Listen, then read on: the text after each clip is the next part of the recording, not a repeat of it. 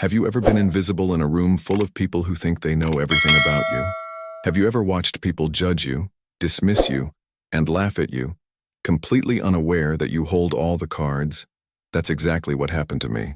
And the moment I finally revealed the truth, the silence that followed was so thick you could cut it with a knife. Let me take you back to that day. The day everything changed, because what happened next would reshape not just my life, but the lives of everyone who thought they had me figured out. I remember walking into that conference room like it was yesterday, my heart pounding against my ribcage so hard I thought everyone could hear it. The fluorescent lights buzzed overhead, casting that cold, sterile glow that made everything feel even more surreal. I was wearing my usual outfit, nothing fancy, just a simple button-down shirt and jeans, the kind of clothes that made me blend into the background. Invisible, forgettable. That's exactly what I wanted, or at least what I thought I wanted at the time. You see, for months I had been working at this company, day in and day out, doing the jobs nobody else wanted to do, the grunt work, the tedious tasks that kept the wheels turning but never got any recognition. I filed papers, I organized meetings, I made coffee runs, I cleaned up after everyone else's messes. To my coworkers, I was just another face in the crowd, another expendable employee who was lucky to have a job at all. They would walk past me in the hallways without making eye contact. They would talk over me in meetings as if I wasn't even there. They would make jokes at my expense and laugh when I walked by, thinking I couldn't hear them, or maybe not caring if I did. The truth is, I heard everything. Every snide comment, every dismissive remark, every cruel joke that they thought was harmless fun. I heard Marcus from sales telling everyone that I was probably going to be fired within a month because I didn't have what it takes to survive in a competitive environment. I heard Jennifer from marketing saying that she didn't understand how I even got hired in the first place, that there must have been some mistake in the HR department. I heard David from accounting placing bets with his buddies about how long it would take before I quit out of embarrassment. Each word was like a small cut, not deep enough to make me bleed out, but enough to sting, enough to remind me that in their eyes, I was nothing. But here's the thing they didn't know. The secret I carried with me every single day as I walked through those doors and endured their treatment. I wasn't just another employee. I wasn't just some random person who happened to land a job at their precious company. I was the owner. Yes, you heard that right. The person they mocked, the person they dismissed, the person they treated like dirt under their shoes. I owned the entire company. My grandfather had built this business from the ground up, starting with nothing but a dream and an unshakable work ethic that he passed down to me. When he passed away 2 years ago, he left everything to me, his only grandchild, the one person he believed would carry on his legacy and honor the values he held dear. But there was a condition, a challenge he set before me, that I accepted without hesitation. He wanted me to work in the company anonymously, to experience it from the bottom up, to understand what it was really like for the people who kept the business running, the ones who never got the spotlight or the recognition. He wanted me to see the true character of the people who worked there, to identify who genuinely cared about the company's mission and who was just in it for themselves. So I did exactly that. I walked away from my comfortable life. I left behind the luxury and the privilege, and I became just another employee, working my way through every department, every role, experiencing firsthand what it meant to be at the bottom of the corporate ladder. And what I discovered in those months was both enlightening and heartbreaking. I saw incredible people, hard-working individuals who poured their hearts into their jobs despite being overlooked and undervalued. I also saw toxic behaviors, office politics at their worst, people climbing over each other to get ahead, stabbing colleagues in the back without a second thought, all while maintaining a facade of professionalism. I watched as genuine talent was ignored in favor of those who knew how to play the game, how to schmooze with the right people, how to take credit for others' work. I witnessed harassment that went unreported because people were afraid of losing their jobs.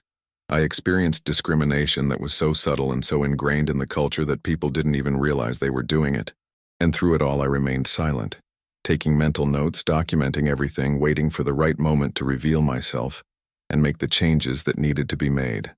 That moment came on a Tuesday afternoon during our quarterly company meeting. Everyone was gathered in the main conference room, all the department heads, the managers, the team leaders, and of course, the regular employees like myself. The energy in the room was buzzing with anticipation because rumors had been circulating for weeks about major changes coming to the company. about a new ownership structure, about someone finally stepping in to take control after my grandfather's passing. The current CEO, a man named Richard who had been running things in my absence, stood at the front of the room with his usual arrogant smile, the kind that said he believed he was untouchable, that he had everything under control. He had been with the company for 15 years, working his way up through sheer ambition and, as I had observed, a willingness to do whatever it took to advance his own interests, even if it meant sacrificing the well-being of others. Richard began his presentation, talking about profits and projections, throwing around corporate jargon that sounded impressive but meant very little in terms of actual substance. As he spoke, I could feel the eyes of my co-workers on me, some of them whispering and giggling because I had accidentally spilled coffee on my shirt that morning, a stain that I hadn't bothered to change because, honestly, I had reached a point where I almost enjoyed being underestimated.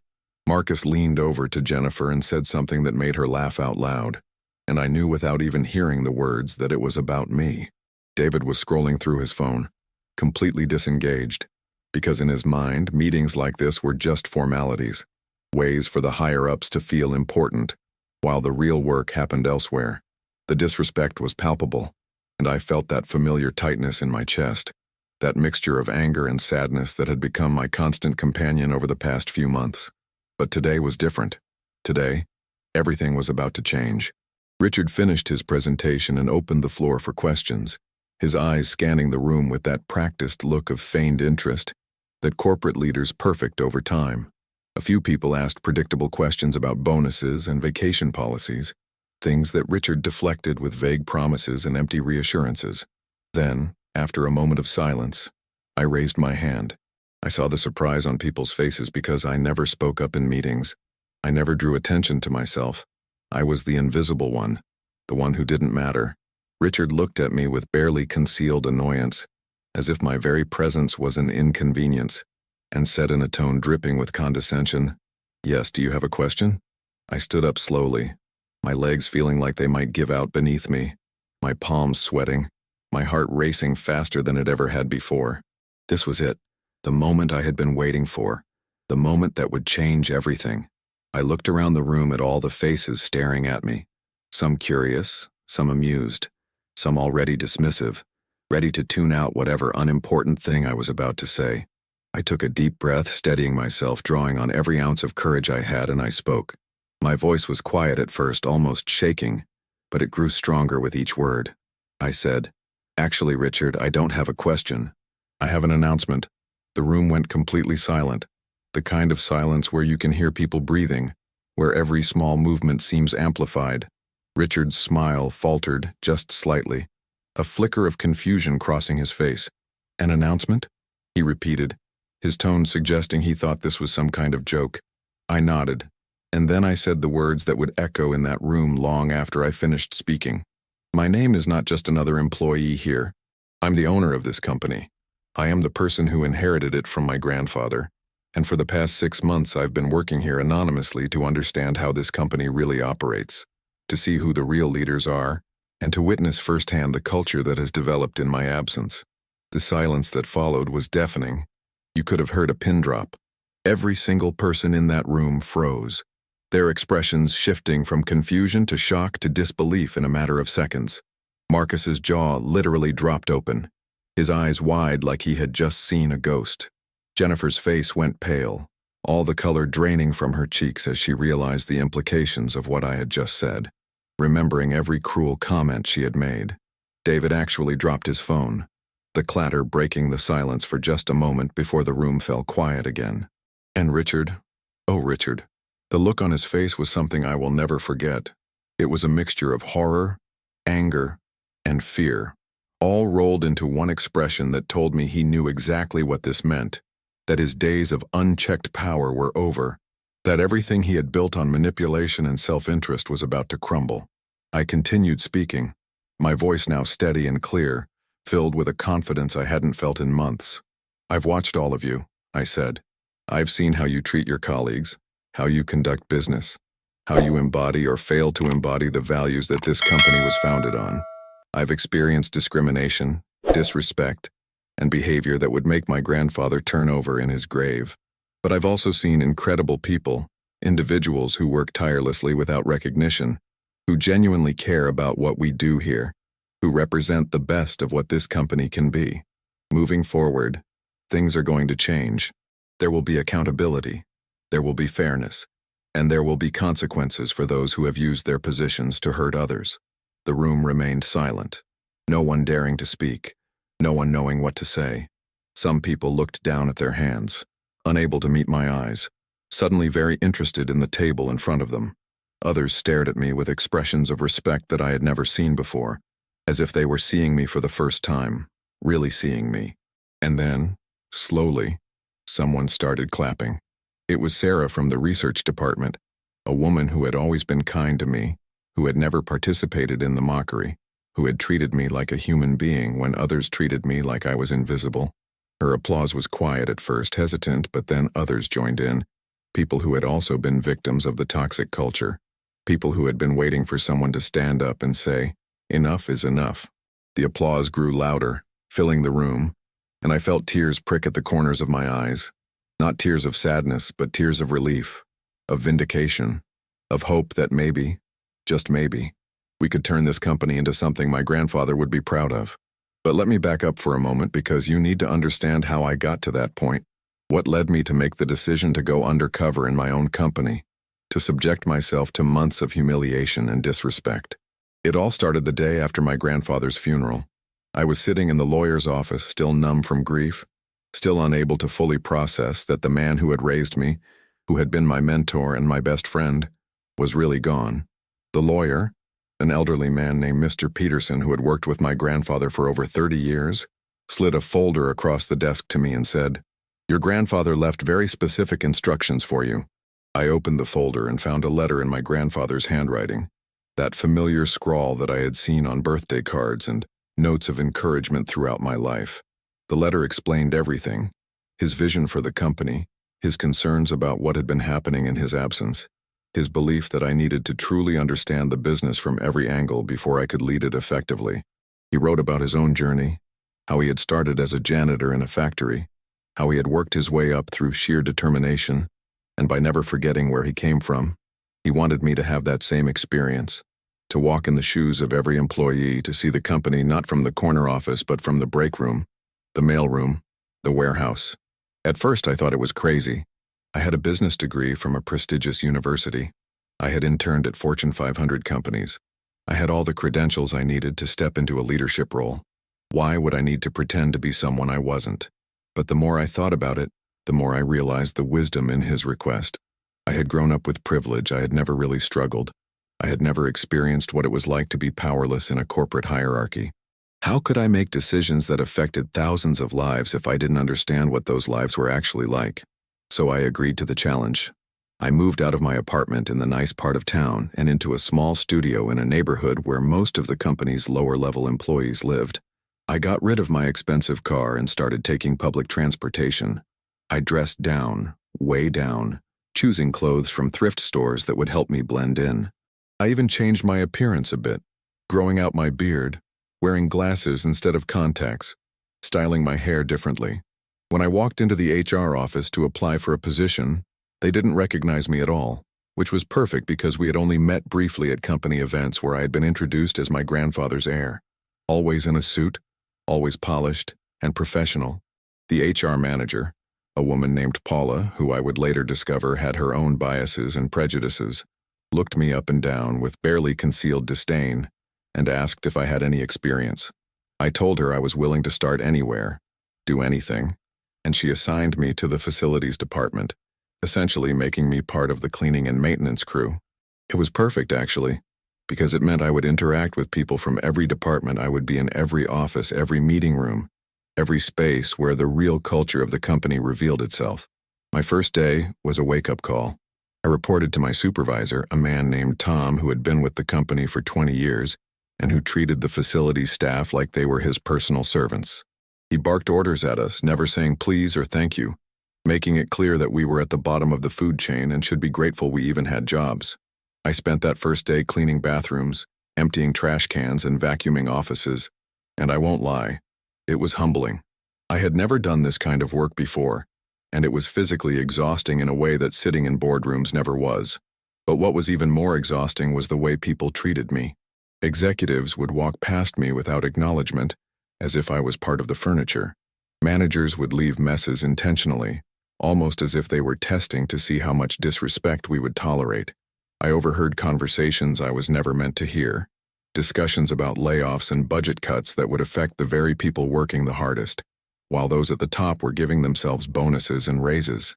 One incident from my second week still burns in my memory. I was cleaning the executive floor, pushing my cart of supplies down the hallway when I heard raised voices coming from one of the offices.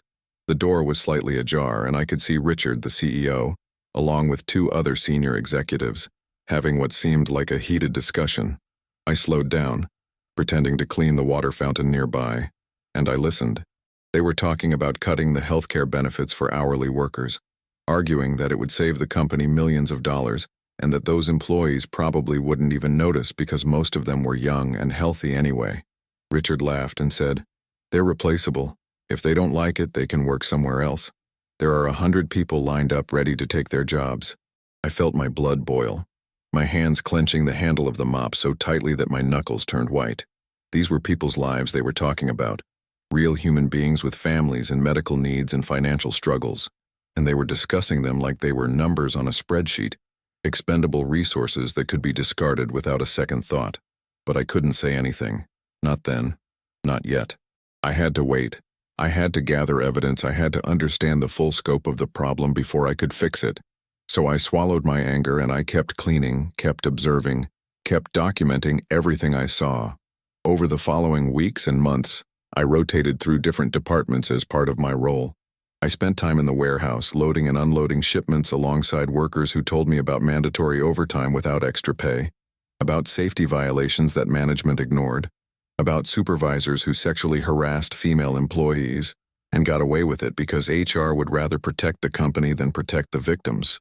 I worked in the cafeteria, serving food to employees who complained about the quality while the catering budget for executive meetings could have fed the entire staff gourmet meals for a month. I spent time in customer service, taking calls from frustrated clients and being yelled at by both the customers and my supervisors, caught in the middle of problems that upper management created but refused to fix. And through it all, I was mocked. Marcus from sales started a running joke where he would see me in the hallway and say things like, "Hey, when you're done with that mop, can you come clean my car?" Always with that smug smile that made me want to punch him. Jennifer would make comments about my appearance, saying I looked homeless or asking if I owned any real clothes. David would throw trash on the floor right in front of me and say, "Oops, looks like you've got more work to do," laughing like it was the funniest thing in the world. The worst part wasn't even the direct mockery, though. It was the invisibility, the way people would have entire conversations around me as if I wasn't there, as if I was a piece of furniture that couldn't hear or see or feel. I remember standing in the break room one day making coffee, when 3 managers walked in and started talking about firing someone named Peter from accounting because he had asked for time off to be with his wife who had just been diagnosed with cancer. They debated whether they should just let him go now or wait until he took the time off so they wouldn't have to pay severance. They discussed this while I stood less than 5 feet away, pouring coffee, completely invisible to them. I wanted to scream. I wanted to reveal myself right then and there, but I knew I had to wait. The picture wasn't complete yet. I needed to see everything, understand everything, before I could make the changes that needed to be made. So I endured. I went home every night to my tiny studio apartment, exhausted and demoralized, and I wrote everything down in a journal that I kept locked in a safe. I documented dates, times, conversations, incidents of harassment, discrimination, safety violations, financial improprieties, everything that my grandfather would need to know if he were still alive. Everything that I would need to build a case for the massive overhaul that this company desperately needed. There were moments when I almost gave up, when the weight of what I was experiencing became too much to bear. I remember one particularly bad day when I was about 4 months into my experiment. I had been assigned to clean the conference room after a major client meeting, and when I walked in, I found that someone had spilled an entire pot of coffee on the carpet. Intentionally, it seemed, because the pot was tipped over in the middle of the floor with a note next to it that said, "Clean this up, loser." I stood there staring at that mess, at that note, and I felt something break inside of me. The tears came before I could stop them. hot and angry and full of all the frustration I had been holding back. I thought about quitting right then, about walking out and never coming back, about revealing myself and firing everyone who had treated me like garbage. But then I thought about my grandfather, about his letter, about his belief in me, and I knew I couldn't give up. This wasn't about my ego or my feelings. This was about creating a company that treated people with dignity, that valued every employee from the CEO to the janitor, that operated with integrity and compassion. So I cleaned up that coffee, I threw away that note, and I kept going. As time went on, I also started to see the good in the company, the people who made coming to work bearable, who reminded me why this place was worth saving. Sarah from research, who I mentioned earlier, was one of those people. She always smiled at me, always asked how my day was going, always treated me like I mattered. There was Miguel from the warehouse, who shared his lunch with me when he noticed I was struggling to afford food on the low wages I was being paid. There was Linda from customer service, who stood up for me when a supervisor was berating me for something that wasn't my fault, risking her own job to defend someone she barely knew. These were the people who embodied the values my grandfather had instilled in the company from the beginning, and they were the ones being overlooked and undervalued while bullies and manipulators climbed the corporate ladder. I also learned things about myself during this time, things I never would have discovered if I had just stepped into the CEO role without this experience. I learned that I had taken my privilege for granted, that I had made assumptions about people based on their positions without really seeing them as individuals. I learned humility in a way that no business school could ever teach. I learned that real leadership isn't about wielding power. It's about serving others, lifting them up, creating an environment where everyone can thrive. I learned that the measure of a company's success isn't just its profits, but how it treats its most vulnerable employees. My grandfather was trying to teach me all of this, I realized, not by telling me, but by forcing me to live it, to feel it in my bones. And as painful as the experience was, I was grateful for it, because it transformed me from someone who thought they knew what leadership meant into someone who actually understood it. The months passed, and I could feel the tension building toward something inevitable. The company was struggling, rumors of financial problems were circulating, and Richard was making increasingly desperate decisions that were only making things worse. He was cutting costs in all the wrong places, alienating key clients with his abrasive style, creating an atmosphere of fear and uncertainty that was driving good people to look for jobs elsewhere. I knew that the board of directors was getting nervous, that they were starting to question Richard's leadership, that they were looking for the mysterious heir who was supposed to take over. The lawyer, Mr. Peterson, had been fielding their calls, telling them I was preparing to step in soon, that I was getting ready to assume my role. The pressure was mounting, and I knew I couldn't wait much longer. The breaking point came about a week before that fateful quarterly meeting. I was cleaning the executive bathroom of all places, when I overheard Richard on his phone in his office next door. The walls were thin, and his voice carried clearly. He was talking to someone about embezzling funds, about hiding losses from the board, about setting up the company to be sold off in pieces so he could cash out before everything collapsed. He was planning to destroy my grandfather's legacy for his own personal gain, and he thought no one would ever know, that he could get away with it because he was untouchable, because there was no one to hold him accountable. That's when I knew it was time. I couldn't wait any longer. I called Mr. Peterson that night and told him to set up the quarterly meeting, to make sure everyone would be there, to prepare for me to make my announcement. He was thrilled, telling me that he was proud of me for seeing this through, that my grandfather would have been proud too. I spent the next few days preparing, gathering all my documentation, rehearsing what I would say, trying to calm the anxiety that threatened to overwhelm me every time I thought about standing up in front of all those people and revealing the truth. Have you ever been through something similar, where you had to hide who you really were to learn the truth about others? Comment below and share your story. The night before the meeting, I couldn't sleep. I lay in bed in my small apartment, staring at the ceiling, thinking about everything that had happened, everything I had witnessed, everything I had learned. I thought about Marcus and Jennifer and David and all the others who had mocked me, wondering how they would react, whether they would feel remorse or just anger at being caught. I thought about Richard and the corruption I had uncovered, knowing that I would have to not only fire him but possibly pursue legal action. I thought about Sarah and Miguel and Linda and all the good people who had kept me going, hoping that I could create a company worthy of their dedication. But mostly I thought about my grandfather, wishing he could be there to see this, to guide me through what came next. I pulled out his letter and read it again for what must have been the 100th time, and one paragraph stood out to me that night more than ever before. He had written, "True character is revealed not in moments of comfort and convenience, but in times of challenge and adversity. You will see people at their worst, and you will see them at their best. Remember that everyone deserves a chance at redemption, but you must also have the courage to remove those who poison the well for everyone else. Lead with compassion, but don't mistake compassion for weakness. Be fair, be firm, and always remember that you are responsible for the well-being of everyone who works for this company, from the executives to the person who empties the trash cans. They are all counting on you, even if they don't know it yet." Those words gave me strength, and when morning came, I got up, got dressed, and headed to the office for what I knew would be the most important day of my professional life.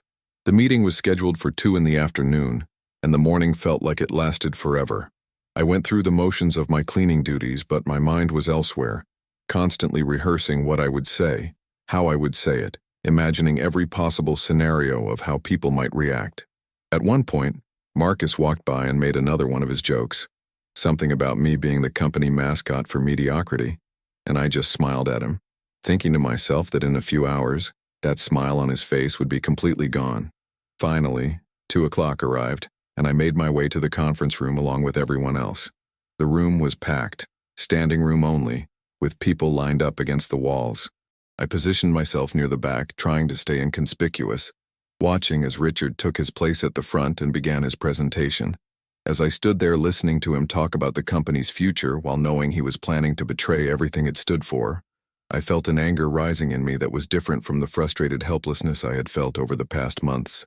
This was a focused anger, a righteous anger, the kind that gives you clarity and purpose rather than clouding your judgment. When the moment finally came and I raised my hand and stood up and spoke those words, "I'm the owner of this company," the release I felt was indescribable. It was like every ounce of tension, every moment of humiliation, every instance of being invisible suddenly transformed into power, into agency, into the ability to finally make things right. The look on Richard's face alone was worth every second of what I had endured. But more than that, it was the looks on the faces of people like Sarah and Miguel and Linda, the hope and relief I saw there, that made me know I had made the right decision. In the immediate aftermath of my announcement, chaos ensued. Richard tried to deny my claims, sputtering that this was impossible, that I couldn't possibly be who I said I was. Mr. Peterson, who had been waiting in the hallway as I had arranged, walked in at that moment with documentation, with proof of my identity, with the legal papers that made my ownership irrefutable. He stood beside me, placed a hand on my shoulder, and said to the room, "Everything this young person has told you is true. They are the rightful owner of this company, and they have been working among you for the past 6 months at the specific request of the company's founder." The color drained from Richard's face completely as the reality of the situation hit him. He tried to maintain his composure, to play it off as if this was all fine, as if he had nothing to worry about. But I could see the fear in his eyes, and when I told him that we needed to have a private conversation immediately after this meeting, he knew his time was up. Marcus, Jennifer, and David all looked like they wanted to disappear into the floor. The smugness was gone, replaced by a terror of consequences that they hadn't considered until that moment. Others in the room had mixed reactions, some looking genuinely shocked and impressed, others appearing calculating, already trying to figure out how to position themselves favorably in this new reality. But the people whose reactions mattered most to me, the ones who had been kind when kindness wasn't required, who had maintained their integrity even when the culture around them was toxic, they looked at me with something that felt like respect, like validation that their way of doing things had been right all along.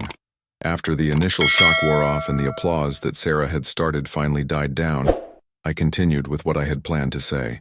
I laid out my vision for the company moving forward, a vision rooted in the values my grandfather had established, values of respect, integrity, fairness, and treating every employee as a valuable member of the team regardless of their position.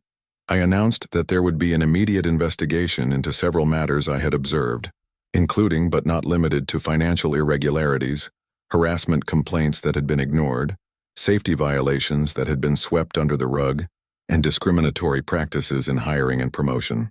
I made it clear that anyone who had engaged in behavior that violated the company's code of conduct would face consequences, and that no one, regardless of their position or how long they had been with the company, was above accountability. I also announced positive changes, things I knew would make a real difference in people's lives. I increased the minimum wage for all employees, effective immediately, bringing it to a living wage that would allow people to actually support themselves and their families. I reinstated the healthcare benefits that Richard had been planning to cut, and actually expanded them to cover more services. I established a transparent process for promotions and raises based on merit, rather than favoritism. I created an anonymous reporting system for complaints and concerns, with a commitment that every single report would be investigated by an independent third party. I announced the formation of an employee advisory council that would include representatives from every level of the company, giving everyone a voice in decisions that affected them. As I spoke about these changes, I could see the mood in the room shifting. The initial shock was giving way to something else, something that looked like hope, like the possibility that work didn't have to be the soul-crushing experience it had become for so many people. Some people had tears in their eyes, overwhelmed by the idea that someone in power actually cared about their well-being. Others were nodding along, visibly energized by this vision of what the company could become. But there were also those who looked angry, threatened by the idea that the old ways of doing things were over, that they couldn't continue to abuse their power or mistreat their colleagues without repercussions. That meeting lasted for over 3 hours as people asked questions, shared their own experiences, and began to process what this change meant for them. When it finally ended, I was physically and emotionally drained, but also more certain than ever that this was what I was meant to do, that all of it, the planning, the suffering, the humiliation, had led to this moment where real change could begin. The conversation with Richard that followed was brief and to the point. I presented him with the evidence I had gathered of his embezzlement plans and other ethical violations. He tried to bluster and threaten, talking about lawsuits and his connections and how I would regret this. But when I calmly explained that I had months of documentation, recorded conversations, and testimony from multiple witnesses, and that I was fully prepared to turn everything over to the authorities if necessary, he realized he had no leverage. We reached an agreement where he would resign immediately, forfeit any severance or benefits, and cooperate with the transition in exchange for me not pursuing criminal charges, though I made it clear that if I discovered any additional wrongdoing, or if he ever spoke negatively about the company or tried to interfere with its operations, all bets were off. He cleaned out his office that same day, and I never saw him again. Marcus, Jennifer, and David were next. I called each of them into my office. Well, Richard's former office that was now mine, individually over the following days. The conversations were uncomfortable but necessary. I confronted them with their behavior, playing back some of the comments they had made, showing them how their actions had contributed to a toxic work environment. I gave each of them a choice. They could commit to genuine change, attend training on respect and workplace conduct, and prove through their actions that they understood the seriousness of their behavior, or they could resign. I made it clear that I believed in second chances, but that those chances came with expectations and accountability. Marcus chose to resign, unable or unwilling to face the reality of how he had treated people. Jennifer, to my surprise, broke down crying and apologized profusely, expressing genuine remorse and asking for the opportunity to do better. I agreed to let her stay, but with clear conditions and a probationary period. David initially tried to deny that he had done anything wrong, but when faced with the evidence, he eventually acknowledged his behavior and asked to stay. I agreed, with the same conditions as Jennifer. Time would tell whether they would actually change, but I felt it was important to give people the chance to grow if they were willing to do the work. The following weeks and months were a whirlwind of change. I worked with HR to completely overhaul our policies and procedures, bringing in consultants who specialized in workplace culture to help us identify and address systemic issues. I held town hall meetings in every department, listening to employees' concerns, ideas, and suggestions. Some of what I heard was heartbreaking. Stories of people who had been suffering in silence for years, who had given up on the idea that things could ever get better. But I also heard incredible ideas for improving our processes, our products, and our services, ideas that had been ignored simply because they came from people who weren't in positions of power. One of the most rewarding things I did was promote several people who had been overlooked for years, despite their talent and dedication. Sarah from research became a department head, finally getting the recognition and authority her skills deserved. Miguel from the warehouse was promoted to operations manager, bringing his practical knowledge and strong work ethic to a role where he could make real changes to improve safety and efficiency. Linda from customer service became the new head of that department, with a mandate to rebuild it from the ground up, with a focus on both customer satisfaction and employee well-being. Watching these people step into their new roles and thrive was one of the greatest joys of this entire experience. I also made changes to the physical workplace, renovating the break rooms and common areas to make them more comfortable and welcoming, installing better equipment in the warehouse to improve safety, upgrading the technology that our customer service team had been begging for. These might seem like small things, but they sent a powerful message that every employee deserved to work in an environment that supported their success and well-being. The financial performance of the company, which had been declining under Richard's mismanagement, began to improve almost immediately. When employees feel valued and respected, they work harder, they're more creative, they're more committed to the company's success. Our turnover rate dropped dramatically, saving us money on recruitment and training. Our customer satisfaction scores went up because our employees actually cared about providing good service. Innovation increased because people felt safe sharing their ideas. Within a year, we were not only more profitable than we had been under Richard's leadership, but we were also recognized as one of the best places to work in our industry, receiving awards and attention that brought in top talent who wanted to be part of something special. But it wasn't all smooth sailing. There were people who resisted the changes, who wanted things to go back to the way they were because they had benefited from the old system. Some of them left voluntarily. Others I had to let go when they refused to adapt or continued to engage in behavior that undermined what we were trying to build. There were also challenges I hadn't anticipated, like the complexity of changing ingrained cultural patterns, the difficulty of rebuilding trust with employees who had been burned so many times they were skeptical of any promise of change. It took time, consistency, and a willingness to admit when I made mistakes and course correct. One of the biggest lessons I learned in all of this was that transformation isn't a single moment or decision. It's an ongoing process that requires constant attention, reflection, and effort. The day I revealed myself in that conference room was dramatic and satisfying in the moment, but the real work came in all the days and months and years that followed, in showing up consistently with integrity, in making tough decisions that aligned with our values even when they weren't popular or easy, in holding myself to the same standards I held everyone else. I also learned about forgiveness and grace.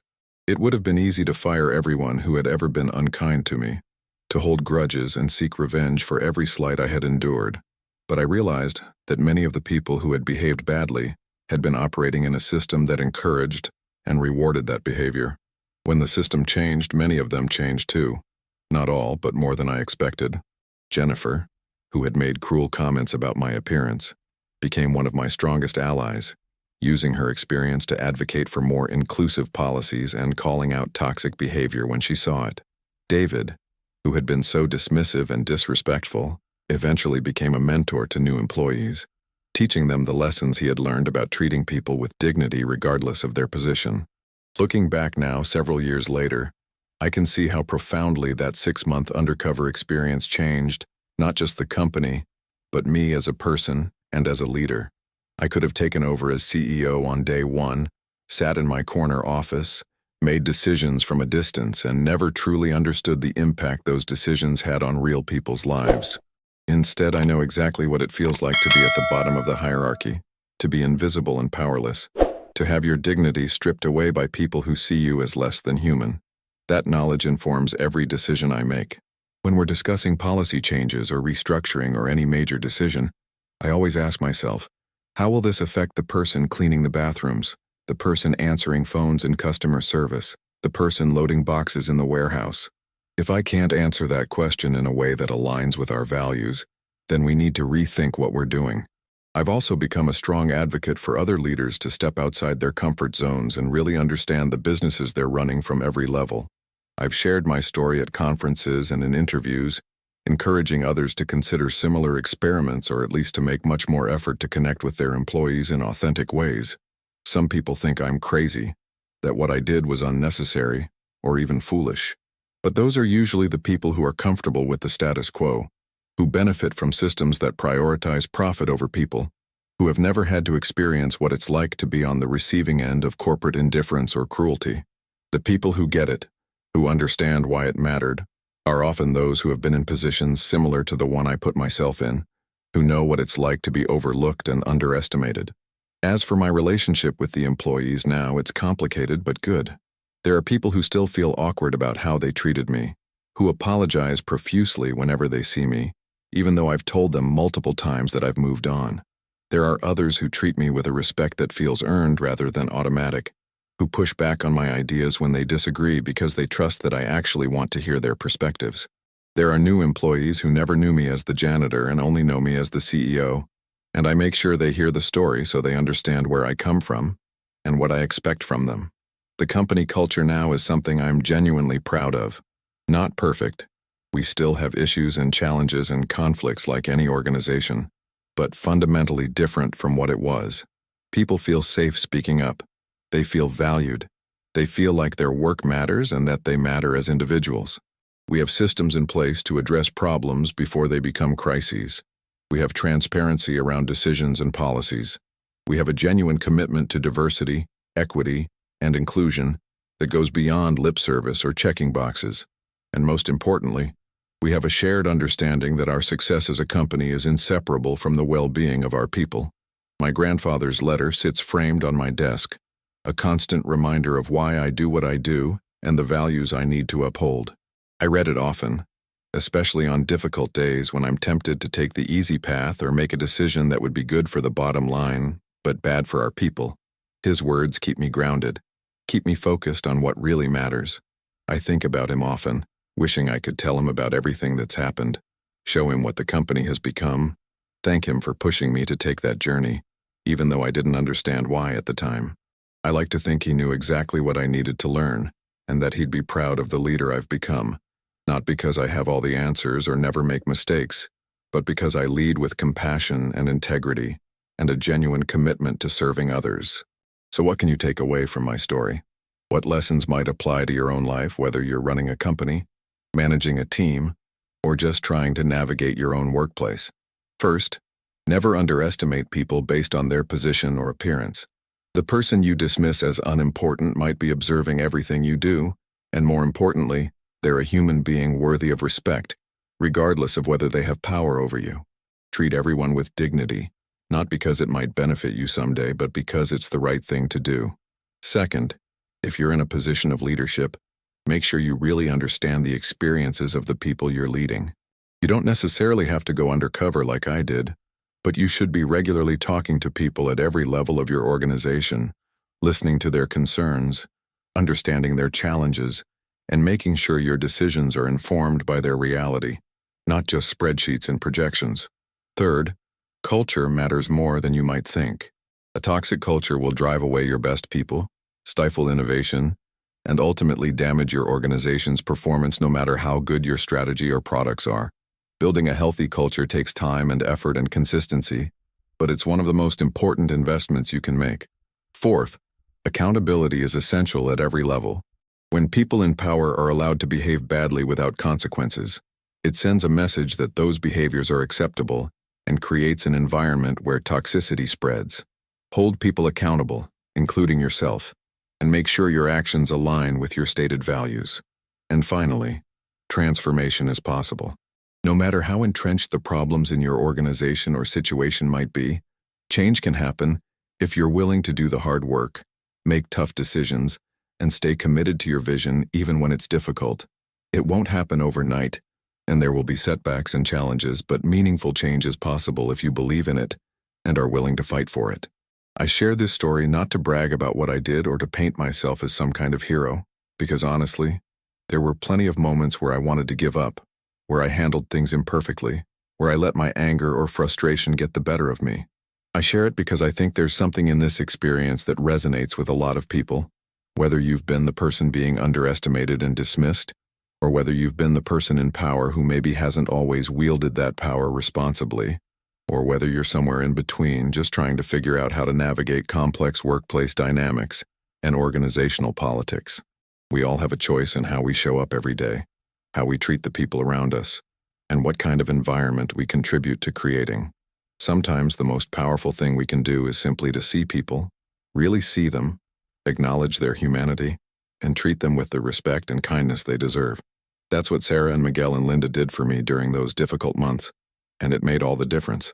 And that's what I try to do now for everyone in my company, to see them not as resources or assets or positions on an org chart, but as complete human beings with dreams and struggles and dignity that must be honored.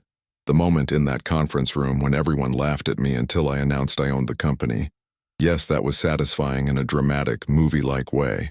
But the real satisfaction comes from the everyday moments now, seeing people thrive in an environment where they feel valued, hearing from employees that this is the best job they've ever had, knowing that we're building something that makes a positive difference in people's lives. That's the real victory, not the moment of revelation, but the sustained commitment to being better, doing better, and helping others be and do better too. So I want to ask you, have you ever felt invisible or underestimated in your workplace or in any area of your life? Have you ever been in a position where you saw injustice or mistreatment but felt powerless to address it? Or maybe you've been the leader who realized too late that you weren't really seeing or understanding the people you were supposed to be serving? Whatever your experience, I'd love to hear about it in the comments below. Share your stories, your insights, your questions.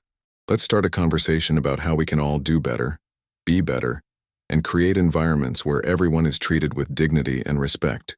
And if this story resonated with you, if it touched your heart, or made you think differently about leadership or workplace culture or just human interactions in general, please leave a like. It helps more people find this story and hopefully inspires them to reflect on their own behaviors and environments. And definitely subscribe to my Truth Revealed Tales for more stories like this. Real experiences from real people who are willing to share their truths. The good, the bad, and the transformative. Hit that notification bell so you never miss a new story. Thank you for taking the time to listen to my journey, for being part of this community, and for being open to these important conversations about how we treat each other and what kind of world we want to create together. Remember, every interaction matters, every person matters, and you have more power than you might think to make a positive difference in someone's life, even with something as simple as a smile or a kind word to someone who might feel invisible. Don't underestimate the impact you can have, and never underestimate anyone based on superficial judgments. The person you overlook today might be the person who changes everything tomorrow, or more importantly, they're simply a fellow human being deserving of your respect and compassion, regardless of what they can or can't do for you. Thanks for being here, and I'll see you in the next story.